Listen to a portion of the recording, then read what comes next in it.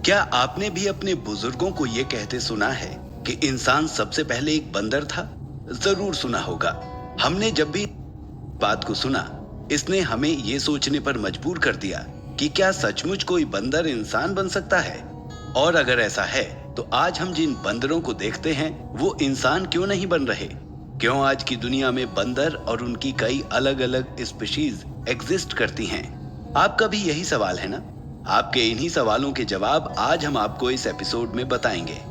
Asteroid की वजह से एक तरफ जहां डायनासोर्स मरते जा रहे थे, वहीं दूसरी तरफ कुछ जानवर ऐसे थे जिन्होंने बिगड़ते हालात को देखते हुए अर्थ और समुद्र के अंदर अपना ठिकाना ढूंढ लिया था, ताकि वो इस पॉल्यूशन और स्मोक से बच सकें। ये वही जानवर थे जो एस्टेरॉइड के टकराने के बाद भी अर्थ पर लाइफ को आगे बढ़ाते रहे।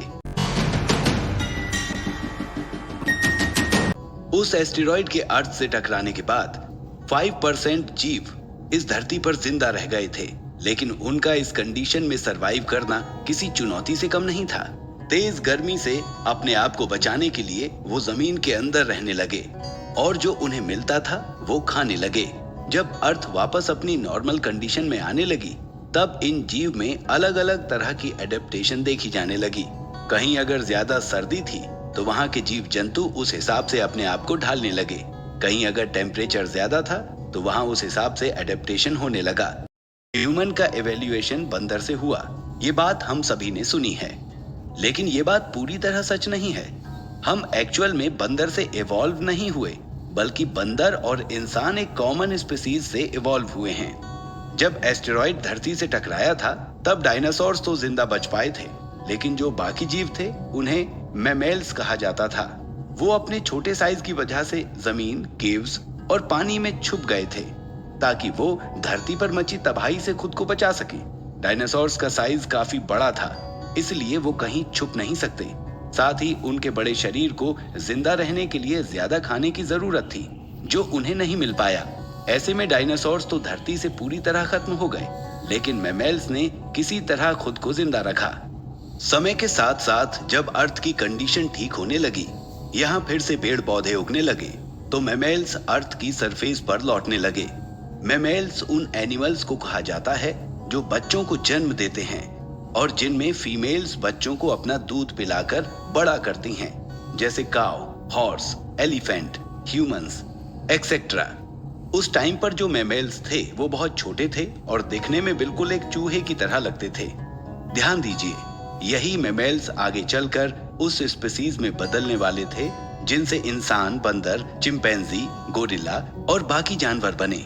इस एस्टेरॉइड की तबाही के बाद कुछ उड़ने वाले डायनासोर्स भी बच गए थे, जिनसे हमें आज अलग अलग तरह के बर्ड्स मिलते हैं। जब ये मैमेल्स दोबारा से जमीन पर रहने लगे, तो इन्वायरमेंटल फैक्टर्स की वजह से इनके रहन सहन, खाने पीने में कई तरह के बदलाव आए। धीरे धीरे इनका साइज बढ़ता गया और ये जगह के हिसाब से अलग अलग स्पीसीज में बदलते गए। इन्हीं में से एक स्पीसीज थी ग्रेट एप्स की। ये एप्स वैसे नहीं थे जैसे आप सोच रहे हैं। हम आज तक ये मानते आए हैं कि शायद इंसान पहले बिल्कुल बंदर जैसा रहा होगा, लेकिन नहीं, ये एप्स इंसान और बंदर दोनों की ही तरह दिखते थे। ये पहले 4 पैरों पर चला करते थे, लेकिन वजन ज्यादा होने की वजह से इन्हें पेड़ पर रहने में मुश्किल होती थी, इसलिए समय के साथ ये जमीन पर चलने लगे। अगर आप आज एक चिंपैंजी और इंसान को कंपेयर करेंगे, तो उनके स्ट्रक्चर में आपको कुछ विजिबल डिफरेंस दिखाई देगा। चिंपैंजी के फेस में उसका जो जबड़े वाला हिस्सा होता है वो काफी बड़ा होता है, वहीं उसका जो स्कल होता है यानी खोपड़ी, वो काफी छोटी होती है। इसी के अपोजिट अगर इंसान की बात की जाए, तो इंसान का स्कल बड़ा और जबड़ा छोटा होता है। ये डिफरेंस उसी समय से शुरू हुआ जब ग्रेट एप्स यानी हमारे पूर्वजों का रहने का तरीका बदलने लगा। कुछ 40 लाख साल पहले अर्थ के टेक्टोनिक प्लेट्स में हलचल नजर आई, जिसकी वजह से अफ्रीका के कुछ इलाकों में एक नई माउंटेन रेंज इवॉल्व हुई, जिसे ईस्ट अफ्रीकन रिफ्ट वैली के नाम से जाना जाता है। इस माउंटेन रेंज की वजह से उस एरिया में मॉनसून में फर्क नजर आया। इस माउंटेन रेंज के बनने से पहले अफ्रीका में हरे भरे जंगल हुआ करते थे। वहाँ अच्छी खासी बारिश भी होती थी। यहाँ की फेवरेबल कंडीशन की वजह से अफ्रीका के यही जंगल द ग्रेट एप्स का घर हुआ करते थे। इन्हीं एप्स को पियरोलेपिथेसिस या पियरोला भी कहा जाता है, जिनसे हम इंसानों और बाकी एप्स की शुरुआत हुई थी। अपने हिसाब से क्लाइमेट चेंजेस को अडॉप्ट करते हुए इन एप्स ने अपनी फैमिली बढ़ाई, जिससे एप्स अलग अलग ब्रीड्स में बदलते गए। यानी कुछ चिंपैंजी बन गए तो कुछ गोरिल्ला के नाम से जाने गए, वहीं कुछ अपग्रेड होकर इंसान में बदल गए। अफ्रीका में माउंटेन रेंज के इवोल्यूशन की वजह से जो एरियाज अब तक जंगलों से ढके हुए थे, वहां अब रेनफॉल कम होने लगी थी, जिसकी वजह से जंगल सूखने लगे और इन स्पीशीज को खाने की तलाश में पेड़ के नीचे आना पड़ा। आपको ये जानकर हैरानी होगी कि आज से तकरीबन 20 लाख साल पहले हम ह्यूमंस की कई ब्रीड्स हुआ करती थीं, जिसमें से इंसान, जिन्हें होमो सेपियंस कहा जाता है, वही जिंदा बच पाए। जब हमारे पूर्वज जमीन पर खाने की खोज में इधर से उधर भटक रहे थे, तब उन्होंने अपनी बुद्धि का उपयोग कर दो पत्थरों को एक दूसरे से रगड़कर आग की डिस्कवरी की। इस समय में ये स्पीशीज जमीन पर अपने दो पैरों पर चलने लगे थे, ताकि इनके दो पैर शिकार को पकड़ने में यूज किए जा सके। इन स्पीशीज में धीरे धीरे रीढ़ की हड्डी भी डेवलप होने लगी थी, जो इन्हें सीधे खड़े होने में हेल्प करती थी। साथ ही सीधे चलने की वजह से ये दूर तक देख पाते थे। आग की डिस्कवरी और टूल्स बनाना सीखने के बाद इन स्पीशीज की लाइफ और भी आसान हो चुकी थी। अब ये आसानी से शिकार कर सकते थे, जानवरों को नुकीले पत्थरों की मदद से काट सकते थे और उन्हें आग पर पका सकते थे। पका हुआ मांस चबाना इनके लिए कच्चा मांस चबाने से आसान था। इसी वजह से इनके दांत भी बदलने लगे। कच्चा मांस चबाने के लिए इन्हें नुकीले दांत की जरूरत होती थी, इसलिए पहले इनके दांत किसी मांस खाने वाले जानवर की तरह नुकीले और लंबे थे। लेकिन जब इन्होंने पका हुआ मांस खाना शुरू किया, तो वक्त के साथ इनके दांत छोटे और कम नुकीले होते गए। साथ ही जबड़ा छोटा और दिमाग का साइज बढ़ता गया। अपनी बुद्धि का इस्तेमाल करने वाली इस स्पीशीज को साइंटिस्ट ने होमो हैबिल्स का नाम दिया। समय के साथ इन स्पीशीज का दिमाग और भी ज्यादा डेवलप होता गया और अपने आविष्कारों का सही उपयोग करने और एक दूसरे तक इंफॉर्मेशन पहुंचाने के लिए इन्होंने एक दूसरे से बात करनी शुरू कर दी। ये लोग एक ग्रुप में अपनी जिंदगी जीने लगे। एनवायरमेंटल कंडीशन बदलने की वजह से इनमें से कई लोग अफ्रीका से निकलकर अलग अलग जगह जिंदगी की तलाश में निकल पड़े। होमो इरेक्टस उस ग्रुप का नाम था जो सबसे पहले अफ्रीका छोड़कर एशिया और यूरोप के इलाकों में पहुंचे थे। यहीं से उन्होंने पूरी दुनिया में फैलना शुरू कर दिया।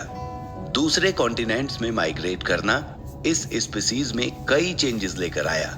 अलग अलग एरियाज और वहां के सराउंडिंग के अकॉर्डिंग इनकी अपीयरेंस, इनका रंग रूप, रहन सहन सब कुछ बदलता रहा। जो स्पीशीज ठंडे इलाके में रहती थी, उनका रंग गोरा होने लगा, क्योंकि उनकी स्किन में मेलानिन कम प्रोड्यूस होता था।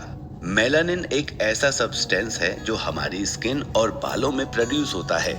जब भी हम तेज धूप में बाहर निकलते हैं, तो हमारी स्किन मेलानिन बनाती है, जो हमें हार्मफुल अल्ट्रावायलेट रेज से बचाता है। इसी मेलानिन की वजह से हमारी स्किन का कलर डार्क हो जाता है, जिसे हम टैनिंग कहते हैं। अगर धूप में निकलने पर हमें टैनिंग नहीं होगी, तो हमारी स्किन जल जाएगी। इसलिए टैनिंग होना बहुत जरूरी है। यही हमें यूवी रेस से बचाती है। आपने ये बात नोटिस भी किया होगा कि अफ्रीका जैसी गर्म जगहों पर रहने वाले लोगों का स्किन कलर हमेशा डार्क होता है। ऐसा इसलिए होता है क्योंकि उनकी स्किन में सनलाइट से प्रोटेक्शन के लिए ज्यादा मेलानिन प्रोड्यूस किया जाता है। ये भी एक तरह का अडेप्शन ही है। बस इसी तरह ये स्पीशीज अलग अलग एरियाज में फैलती गईं और अपनी कॉलोनीज बनाती गईं। कुछ लोगों से एक फैमिली बनी, फिर उनके बच्चे हुए, उन्होंने अडेप्शन जारी रखा और ऐसे ही होमो सेपियंस बने, जिन्हें आज द मोस्ट इंटेलिजेंट स्पीशीज माना जाता है। जिस तरह एक समय पर पूरी दुनिया में डायनासोर्स का राज था, उसी तरह आज के समय में पूरी दुनिया पर ह्यूमंस का राज है। आज दुनिया में करोड़ों अलग अलग स्पीशीज मौजूद है, लेकिन हर जगह सिर्फ इंसान का ही तो डोमिनेंस है। खैर, जिस तरह से आज का इंसान आगे बढ़ रहा है, वो दिन भी दूर नहीं जब वो अर्थ को पूरी तरह नष्ट कर देगा। लेकिन हम तो यही होप करते हैं और हमेशा यही कोशिश भी करते हैं कि हम अपनी अर्थ का हमेशा ध्यान रखें। और इसके दिए हुए सारे गिफ्ट्स और इस प्रीशियस लाइफ के लिए हमेशा ग्रेटफुल रहें।